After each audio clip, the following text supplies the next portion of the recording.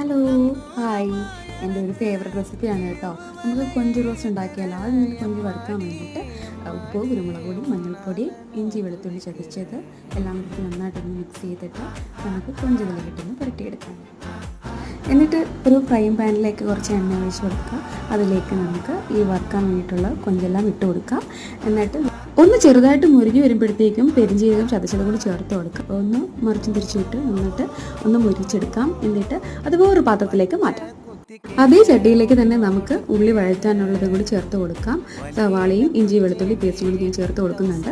പിന്നെ തക്കാളിയും, ഒരു തക്കാളിയാണ് എടുക്കുന്നത് കേട്ടോ. ഒരു തക്കാളിയും 2 പച്ചമുളകും ഇട്ട് നന്നായിട്ട് ഒന്ന് വഴണ്ട് വരുമ്പോഴത്തേക്കും കുറച്ച് മസാലപ്പൊടി ചേർത്ത് കൊടുക്കുക. അതായത് കുരുമുളക് പൊടി, മഞ്ഞൾപ്പൊടി, മുളക് പൊടി, പെരിഞ്ജീരകത്തിൻ്റെ പൊടി ഇവയെല്ലാമായിട്ട് നന്നായിട്ടൊന്ന് വഴണ്ട് ഉള്ളിയെല്ലാം ഒന്ന് വെന്ത് വരുമ്പോഴത്തേക്കും വറുത്ത് കോരി വെച്ചിരിക്കുന്ന കൊഞ്ച് ചേർത്ത് കൊടുക്കുക. കുറച്ച് തേങ്ങാപ്പാലും കൂടി ചേർത്തിട്ട് വഴച്ചിട്ട് അങ്ങോട്ട് എടുക്കും.